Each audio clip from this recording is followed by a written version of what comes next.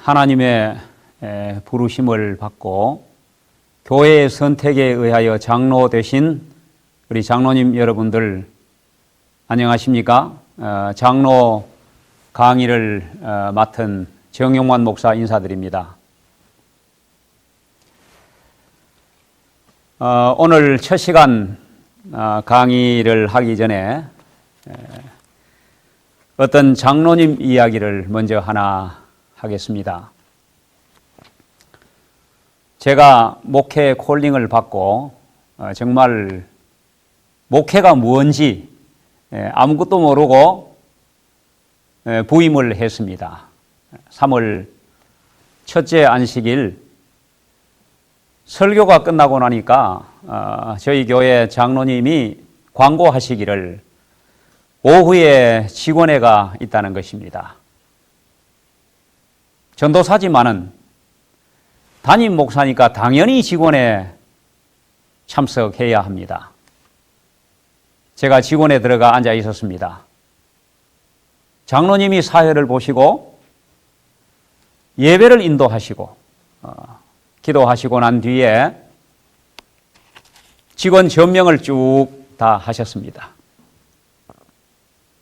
근데 직원회를 시작해야 되는데 전도사인 저를 이렇게 보시더니 전도사님 죄송합니다. 전도사님은 직원이 아닙니다. 좀 나가주시겠습니까? 정말 얼마나 당황스럽고 제 얼굴이 화끈거렸습니다. 직원회에서 쫓겨났습니다. 저를 내보내면서 집에 가시지는 말고 밖에서 잠깐 기다리십시오. 정말 밖에 나와서 저는 집에 가고 싶었습니다. 한참을 있다가 문이 열리더니 전도사님 들어오십시오. 그래서 제가 들어갔습니다. 그 장로님이 전도사님을 직원회 초청위원으로 결의했습니다. 발언권은 있지만은 결의권은 없습니다. 제가 발령받아 처음으로 설교한 그 안식일에 이렇게 망신을 당했습니다. 저는 정말 전도사가 직원인지 아닌지 전혀 몰랐고 아무도 가르쳐 주지 않았습니다. 이렇게 목회를 시작했는데 저는 이 장로님을 만난 것이 제게 큰 축복이었습니다. 이 장로님 밑에서 인턴 교육을 제대로 받았습니다. 제가 평생 목회하는데 정말 많은 도움이 됐습니다. 한 번은 우리 이 장로님하고 같이 그 지역 장로님들과 목사들이 다 모여서 회의하는 회의에 참석을 했습니다. 임시의장으로 합회 부장 목사님이 사회를 보시고 위원장을 뽑는 자리인데 위원장은 그 성격상 당연히 장로가 돼야 합니다. 그런데 어찌 투표를 해서 위원장을 뽑았는데 사회를 보시는 합회 부장 목사님이 위원장이 되신 거예요. 이 사회를 보시는 목사님이 이 잘못됐습니다. 저 절대 위원장 못합니다. 할 수 없지 않습니까? 성격상 장로님이 되셔야 합니다. 계속 사양했습니다. 많은 장로님들과 또 많은 거기 모인 분들이 하셔야 합니다. 선출되는데 안 하시면 됩니까? 어렵더라도 하십시오. 못합니다. 여러 이야기가 오가고 해야 된다. 못합니다.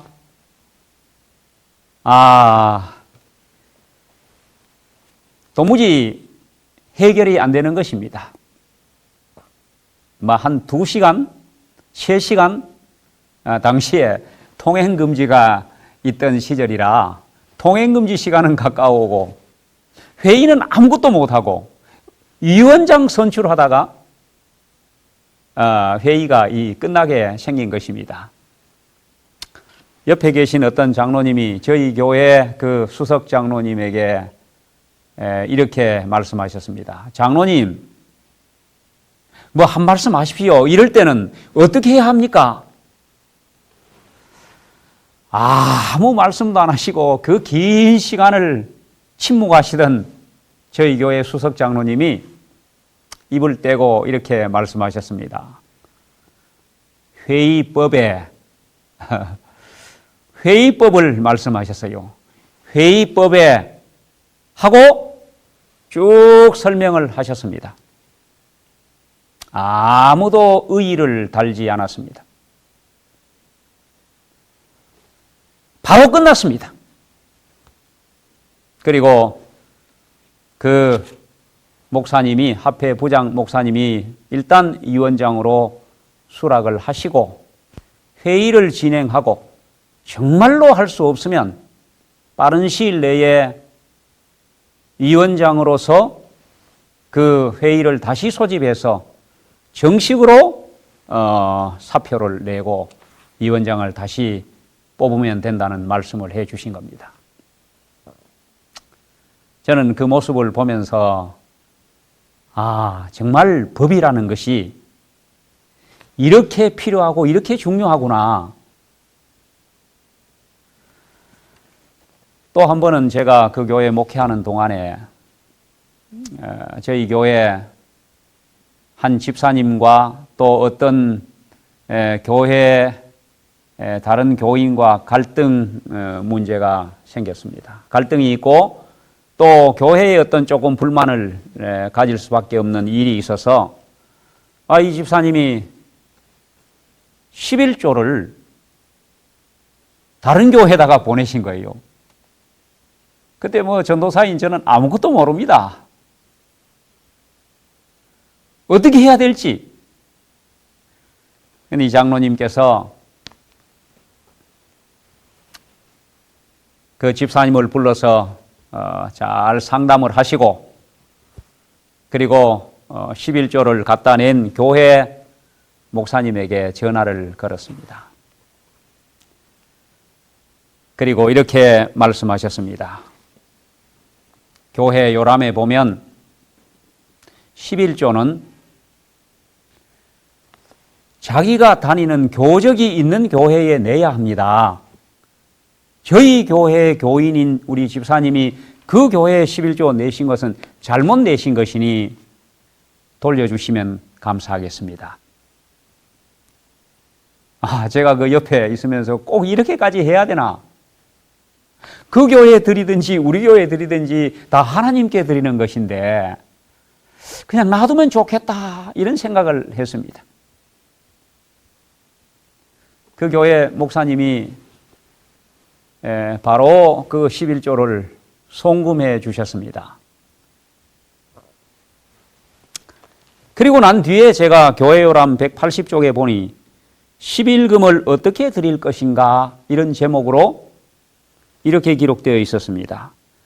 11금은 주님의 것이며 교적이 있는 교회를 통하여 합회 제무실에 드려짐으로 예배 행위로서 드려져야 한다.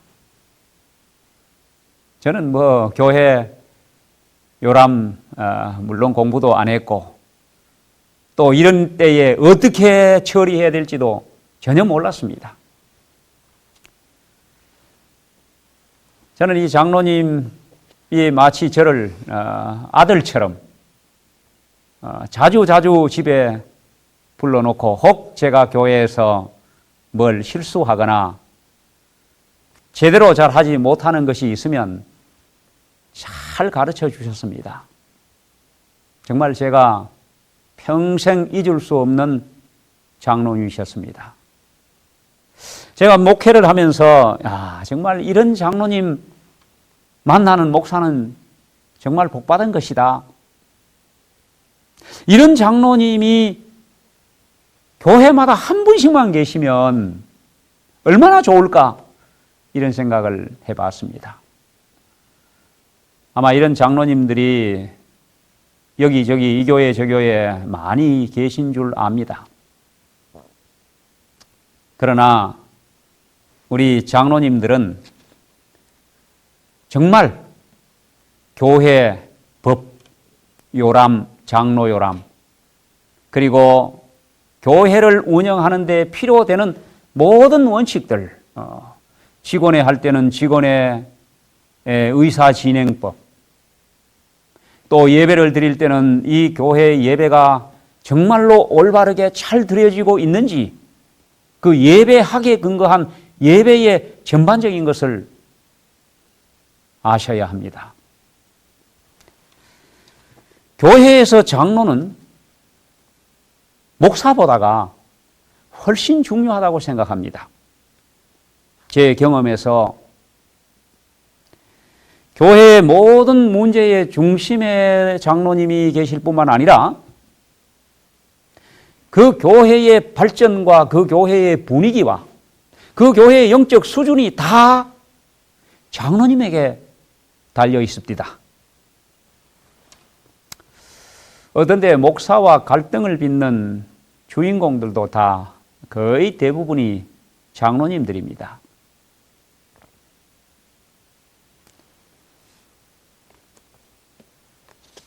제가 이 장로님을 만나서 목회를 시작하면서 자신만만하게 의욕만 넘쳐서 목회를 나갔는데 직원에서 쫓겨나는 경험과 이 장로님을 통하여 많은 목회 현장을 배우면서 겁이 났습니다. 정말 내가 목회를 어떻게 해야 될까?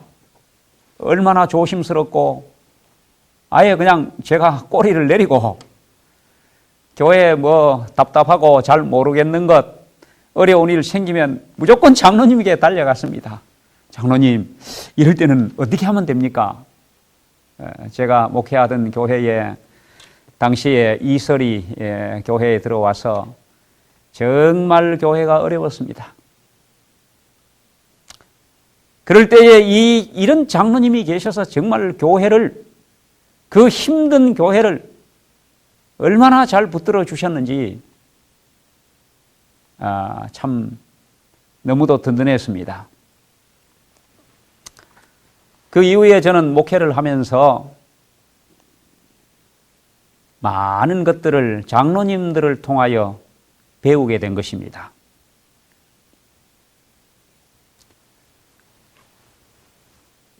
구도자가 있다고 방문을 가자 그랬습니다. 구도자가 일요일 교회 정말로 신실한 집사님이라는 겁니다. 아무리 신학을 공부하고 담임 전도사가 되어 나왔지만은 경험이 없습니다. 그런 교인을 만나서 어떻게 성경을 가르치고 어떻게 방문을 해야 될지 아무것도 몰랐습니다. 제가 방문을 같이 가면서 장로님에게 부탁했습니다. 장로님, 저는 아직 인턴이고 이런 경험도 없고 하니 이번에 가서 장로님이 좀 말씀을 해주시면 좋겠습니다. 그랬더니 장로님이 아니 무슨 말씀입니까? 전도사님이 계신데 왜 제가 합니까? 아닙니다, 장로님. 진심입니다. 좀 부탁합니다. 장로님이 못 이기는 척하고 가서 그분을 앉혀놓고 성경 이야기, 그야말로 연결식 성경 공부를 시키는데 제가 아주 감복했습니다. 이야, 정말 저는 학교에서 성서교수법이나 이런 경우를 이론으로만 배웠지 아무것도 모릅니다. 근데 어찌 이분이 정말 그런 걸 다 배우셨는지 그 연결식, 정말 사람의 말을 별로 섞지 않고 말씀에서 말씀으로 연결해서 그분에게 탁 그냥 성경을 가르치는데 제가 정말 두려웠습니다. 야, 이런 장로님들 앉혀놓고 이 젊은 전도사가 설교할 때 정말 제대로 하고 있는지 얼마나 조심스럽고, 저는 이런 장로님을 만난 것이 정말 얼마나 행운이고, 저는 이런 장로님들이 교회에 좀 많이 계셨으면 좋겠다고 생각을 합니다. 세월이 흘러서 오랜 지나고 난 뒤에 어느 교회에 제가 이제 안수도 받고 지구장으로 있을 때입니다. 저희 지국교회들이 뭐 여러 교회가 있는데 가까운 지국교회의 수석 장로님이 1월 첫째 안식일 날 저희 교회에 오신 거예요. 정상입니까? 뭔 좀 일이 있는 것 같습니까? 네, 무슨 일이 있는 것입니다. 예배가 마치고 점심 식사 시간에 제가 장로님에게 물었습니다. 아니 장로님, 오늘 첫 안식일인데 이 첫 안식일 날 교회를 비우고 여기 오시면 어떡합니까? 그랬더니 장로님이 뭐 여러 말씀을 하셨지만은 내용은 그렇습니다. 담임 목사님하고 마음이 안 맞다는 겁니다. 그럼 뭐가 마음이 안 맞습니까? 하여튼 마음이 안 맞는 것입니다. 뭐 직원회도 잘 안 하시고, 하여튼 뭐 좀 마음대로 하신다. 뭐 예를 들면 교회 어떤 비품을 사는데도 의논 없이 뭐 덜럭 사가 오시고 영수증 내밀고 이러신다는 겁니다.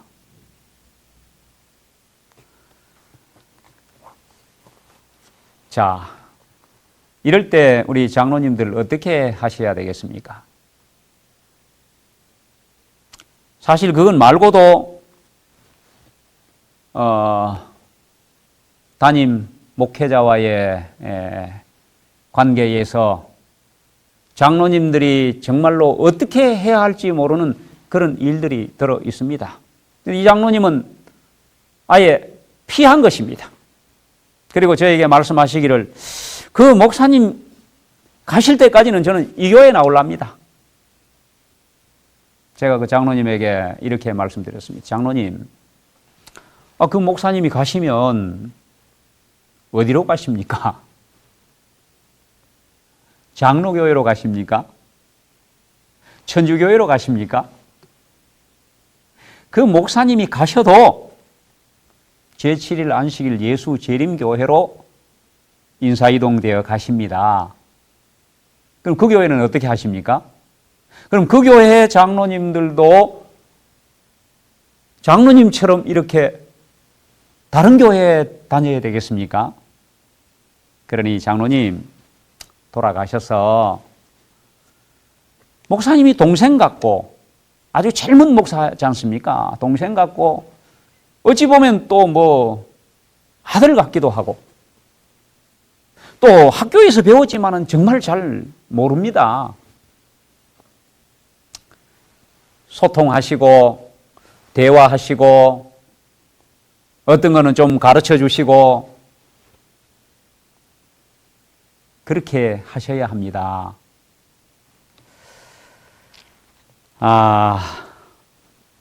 네, 우리 장로님들 다니시는 교회에 목사님 혹 조금 마음에 안 맞거나 부족한 것 없습니까? 앞으로 계속 공부하겠지만은 장로와 목사는 소통해야 합니다. 결국은 그냥 이렇게 피하고 아마 우리 교회가 또 그럴 수밖에 없는 게 이 인사이동이라는 게 있어서 뭐 1년 혹은 2년 혹은 3년 계시면 가시겠지 뭐 가실 때까지 그냥 지내자. 장로님들은 그러시면 안 됩니다. 그러면 결국은 그 목회자도 발전이 없고 교회는 교회대로 다 피해자가 됩니다. 다 피해자입니다. 제가 오늘 강의에 앞서 이런 서론의 내용을 말씀드리는 것은 장로님들은 목사보다 더 잘 아셔야 된다는 겁니다. 지식적으로 아시는 것보다가 경험적으로 교회 생활을 더 많이 하셨고 또 대부분의 장로님들은 교회 장로로서 오랫동안 교회 지도자로 계셨습니다. 교회 사정 누구보다도 잘 아십니다. 목사보다 훨씬 잘합니다. 그러므로 장로님들이 먼저 제대로 요람대로 아셔야 합니다. 그러므로 제가 하는 강의의 내용은 다 이 장로 요람을 중심으로 하고 있습니다. 장로 요람을 좀 많이 읽으시고 공부하시기 바랍니다. 그리고 장로님들은 행정자고 지도자이기 때문에 교회 요람 공부하셔야 합니다. 장로님들이 잘 아시면 교회를 혼란에 빠뜨리지 않고 질서를 유지하고 또 어떤 목회자가 오더라도 그 교회의 전통을 따라서 목회하시도록 이런 분위기를 만들어 주셔야 합니다. 오늘 첫 번째 시간 강의의 제목이 교회 조직에 대한 이해입니다. 교회 조직.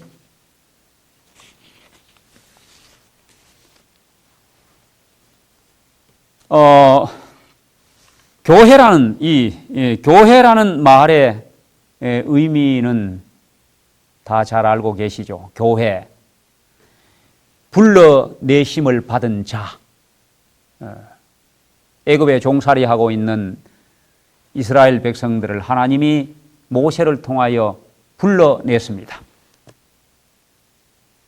그 불러낸 회중, 구원받은 사람들의 모임, 그것을 우리가 교회라고 할 수 있겠습니다. 그리고 그 교회를 불러내서 그렇게 교회를 만들었는데 그 교회가 해야 할 일이 있습니다.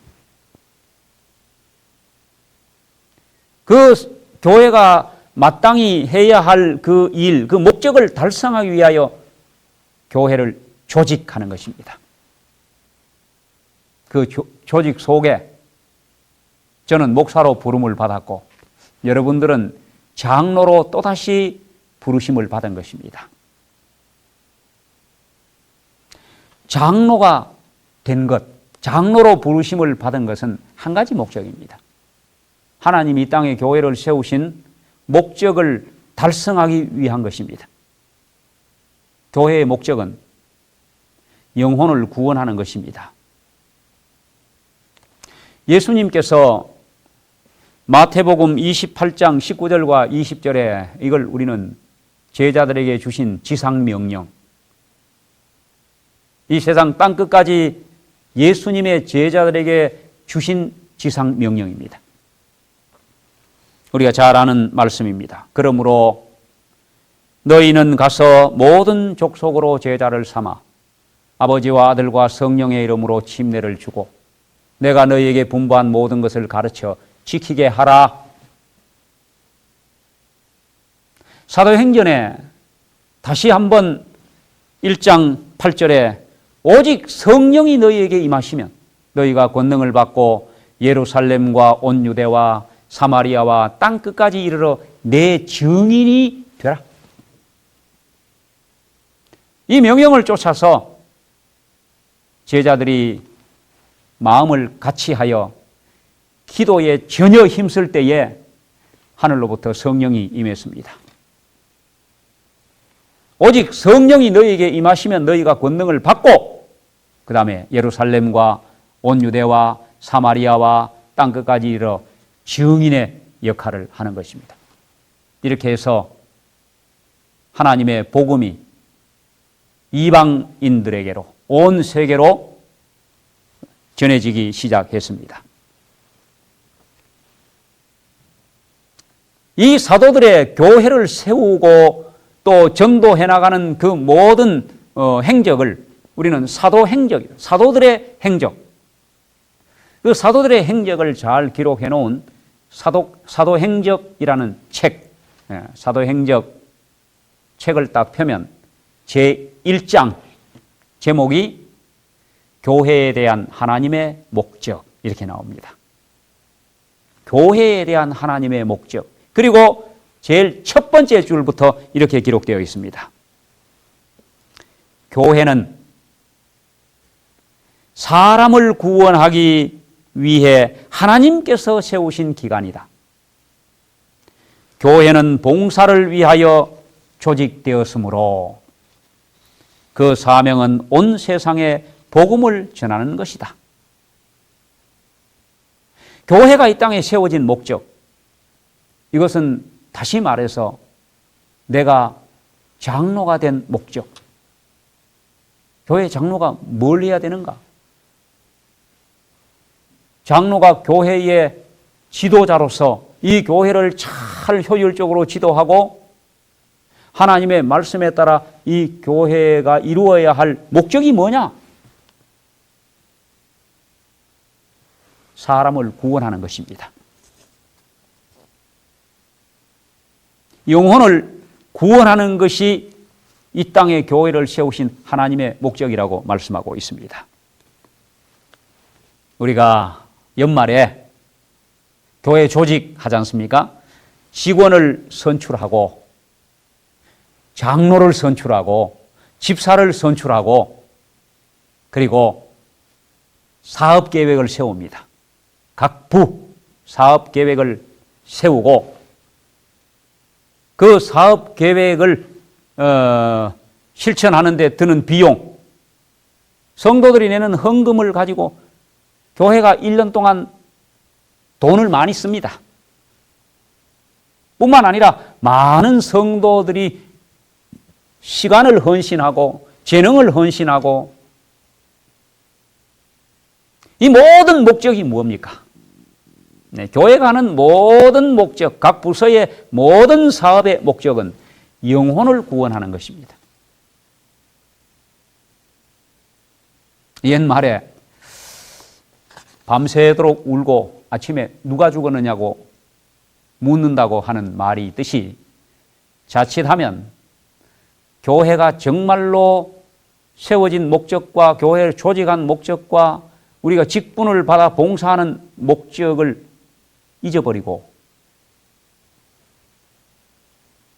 영혼을 구원하는 이 목적을 잊어버리면 그와 똑같은 것입니다.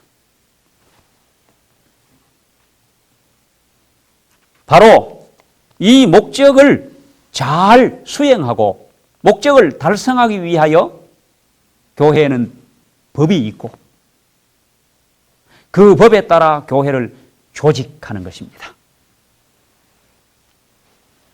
그래서 우리는 대총회, 지회, 연합회, 합회, 지역교회, 이게 조직의 단위들입니다. 그리고 우리가 속해 있는 지역교회 안에도 조직이 있습니다. 담임 목사는 합회가 파송하고 장로가 교회의 가장 중요한 책임자입니다. 장로를 선출하고 남집사, 여집사, 각부, 이걸 교회 조직이라고 해요. 이런 조직을 1년 혹은 2년마다 한 번씩 조직을 합니다. 조직하는 목적은 봉사를 위하여 조직되었고 그랬습니다. 봉사의 목적은 영혼을 구원하는 것이다. 그런데 영혼을 구원하려고 교회 조직하다가 잘못하면 영혼 구원은커녕 구원해놓은 우리 교인들 마음이 상하고 상처를 입고 혹은 오해가 생겨서 교회를 떠나든지 다른 교회로 가든지 아니면은 영혼 구원할 분위기가 못된 정말 이 선거위원회라 그러죠. 선거위원회를 잘못하면 정말 큰 손해를 봅니다. 그러므로 교회 지도자인 장로들은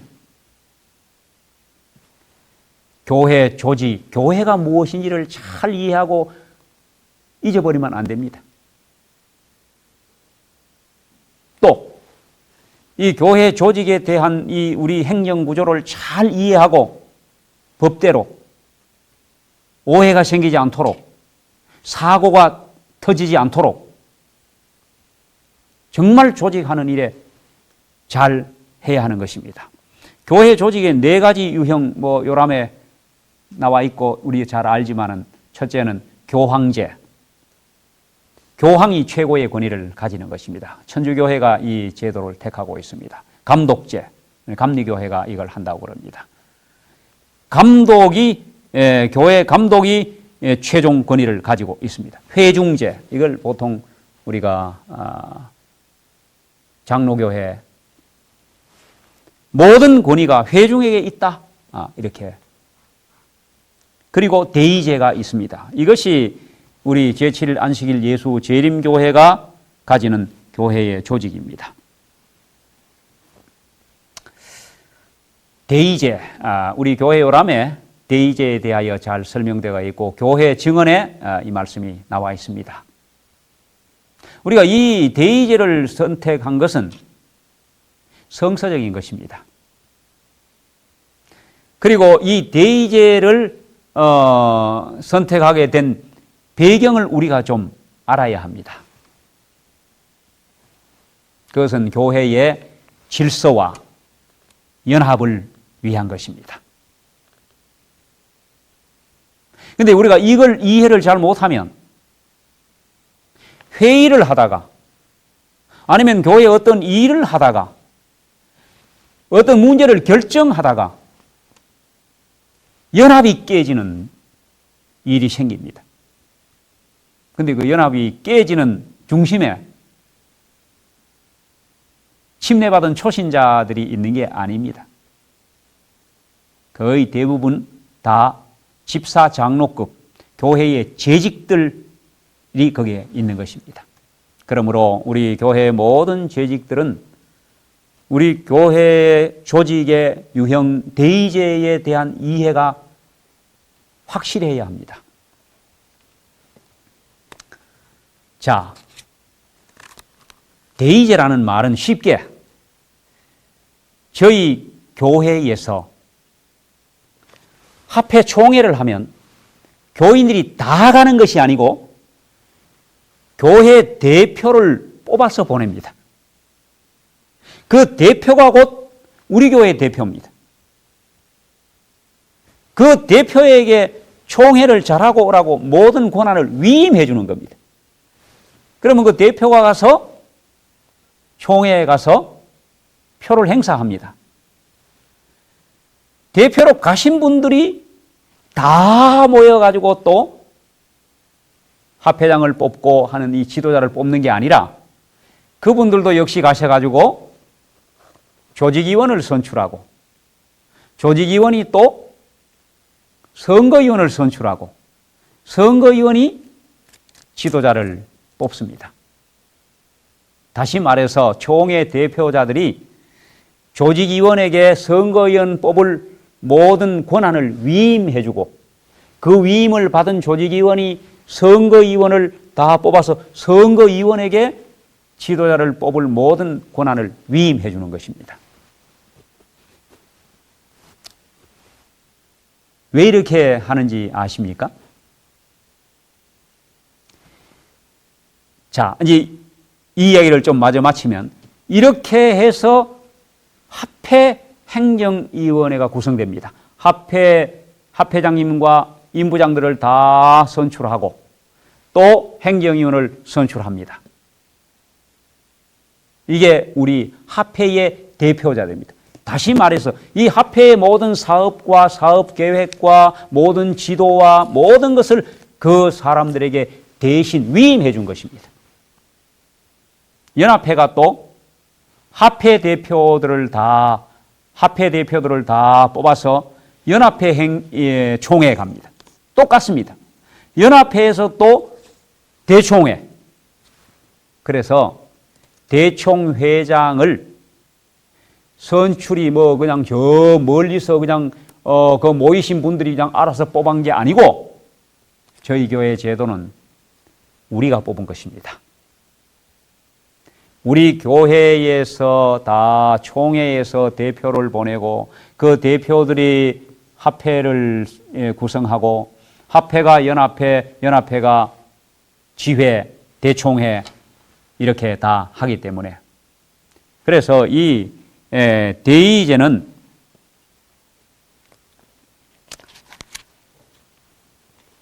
기본적인 권위는 교인들에게 있습니다. 그러므로 교인들이 다 참여하는 것입니다.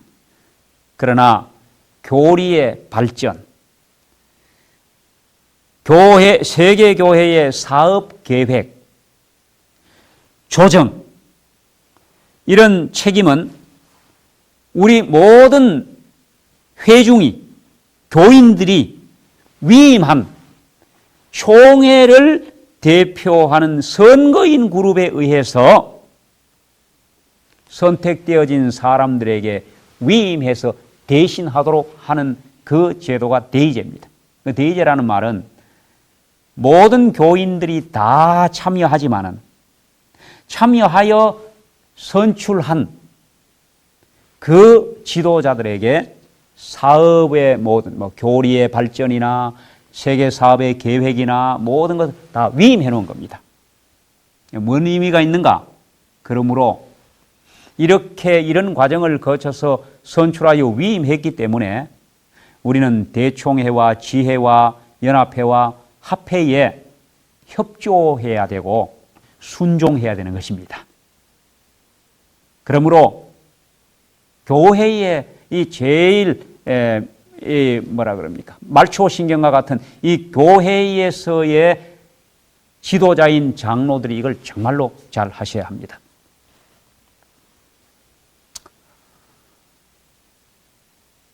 왜 이 교회 사무회라 그러죠? 교회 총회가 옛날에는 청거위원회라 그러는데 요즘 조직위원입니다. 조직위원을 뽑고 조직위원이 선거위원 뽑고 선거위원이 재직을 뽑고 왜 이렇게 하는지에 대한 이유를 잘 모르시면 생략합니다. 오늘 많은 교회들이 특별히 작은 교회들이 그 사람이고 뭐 또 과정을 거치면 맨 똑같은 사람 뽑고 또 그 사람들 중에서 뽑아봐야 또 그 사람이고 그러니 막 생략해버리자. 대의제에 대한 이해 부족 때문입니다. 그리고 이렇게 하는 이유를 모르기 때문입니다. 교회는 하나님이 세우신 기관이고 교회는 민주주의가 아니고 어찌 보면 신주주의입니다. 하나님의 뜻대로 하셔야 합니다. 우리 모두 다 하나님의 뜻대로 하고 싶고 하나님의 뜻이 무엇인지 알고 싶지 않습니까? 옛날에는 하나님이 그냥 선지자를 통해서 말씀하시고 어떤 경우에는 꿈으로 말씀하시고 이상으로 말씀하시고 다 하시면 됩니다. 그런데 오늘날 하나님의 교회가 하나님의 뜻을 알고 싶어 하는 겁니다. 그래서 하나님께서 회중의 마음을 주관하셔서 조직위원을 뽑고 조직위원의 마음을 성령의 인도를 받아 조직위원들이 하나님의 원하시는 선거위원을 뽑고 선거위원들이 기도하면서 그들의 마음을 주관하시는 하나님의 뜻에 따라 교회 재직을 뽑는 겁니다. 다시 말해서 이걸 이중간선제라 그러는데 이런 과정을 거치면서 하나님의 뜻을 이루는 거예요. 그러므로 생략하면 안 됩니다. 우리 장로님들이 이걸 바로 잡아 주셔야 합니다. 교회에서 이거 번거로우니까 생략하자. 이렇게 하셔도 안 되고 정말 직원 선출은 법대로 하셔야 합니다. 그래야 그 직원이 권위가 있는 것입니다. 콜링, 하나님이 나를 불러 집사 세우고 장로로 불러주셨다는 그 엄숙한 권위가 주어지는 겁니다. 그래서 이 교회 조직에 대한 교회에 대한 이해와 교회 조직에 대한 이해는 우리 장로들에게 정말로 중요한 것입니다. 이걸 알면 우리 장로님들이 총회 오셔가지고 총회까지 와서 뭐 우리 합회장 직접 좀 뽑게 해달라 직선제 이런 말씀 안 하십니다. 앞으로 그런 말씀 하지 마시기 바랍니다. 우리 일수 집안 지역 교회도 그렇게 하고 있지 않습니다. 뭐 적어내고 뭐 합회장 후보 적어내고 이거 이렇게 하면 안 되는 겁니다. 그리고 추첨 뭐 여러분 합회장도 몇 명 이렇게 놓고 추첨하면 좋겠다 이런 분도 있습니다. 물론 그 배경에 여러 가지 사정이 있겠지만은 그거 그렇게 하면 안 됩니다. 우리가 교회 조직의 대의제를 선택하고 또 이중간선제를 통하여 하나님의 뜻대로 지도자를 뽑는 과정을 알면 이렇게 하면 안 됩니다. 추첨은 없습니다. 선택해야 합니다. 이런 과정을 거쳐서 선출된 지도자가 하나님의 뜻대로 뽑힌 분이고 그러므로 그 지도자들의 지도에 순종해야 되는 것입니다. 잘못돼도 순종해야 됩니다. 그 잘못됐다는 걸 하나님 다 아시잖아요. 우리 개인만 뭐 속상하고 그냥 속 터지고 하는 게 아니고 이 교회의 주인은 하나님이시고 하나님이 교회와 함께 하시고 하나님이 교회를 지도하고 계십니다. 그걸 믿으면 조금 그런 것들이 많이 해결되리라고 생각을 합니다. 자, 이런 과정을 거쳐서 정말로 법대로 뽑아야 뽑힌 장로, 집사가 정말 권위가 있고 일을 하는데 지도력이 생기는 겁니다.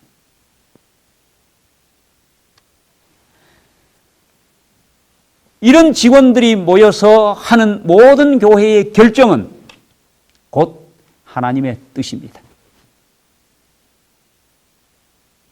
이렇게 믿고 이렇게 교회가 운영되어야만 분열이 없고 연합이 있습니다. 만약에 직원의 어떤 결의를 했는데 직원들조차도 나는 반대했는데 찬성한 사람들끼리 잘 해봐. 찬성한 사람들끼리 다 돈 내. 이런 식으로 하면 교회 완전히 깨집니다. 이거는 대의제에 대한 것과 이 직원회가 어떻게 구성되었는지에 대한 과정을 이해하지 못하면 이런 일이 생깁니다. 직원회는 하나님의 권위를 가지고 있습니다.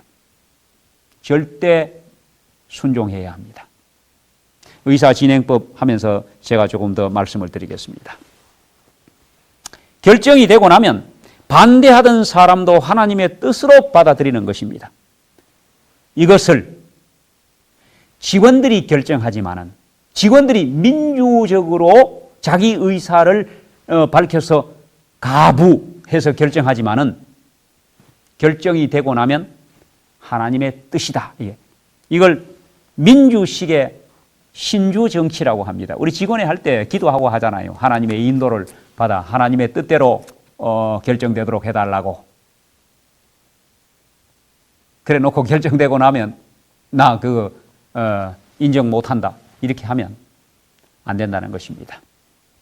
이 우리 장로님들이 교회에 대한 이해 명심하셔야 되는 것입니다.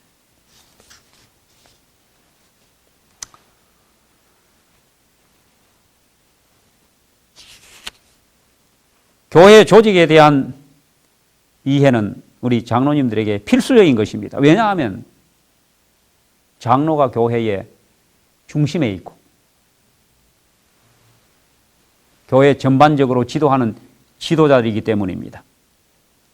또 뭐 제가 잘못 알고 있는지 모르지만은 거의 이런 면에 적어도 직원의 결정된 걸 인정 안 하는 분이 어디 여집사님들이겠습니까? 누구겠습니까? 대부분 장로님들이십니다. 그러므로 장로님들이 교회에 대한 이해, 특별히 교회 조직에 대한 이해, 대의제에 대한 이해, 이중간선제에 대한 이해를 충분히 하셔야만 교회가 편안합니다. 그리고 질서가 잡히고 그리고 연합이 깨지지 않습니다. 오늘 첫 번째 강의 여기까지 마치겠습니다.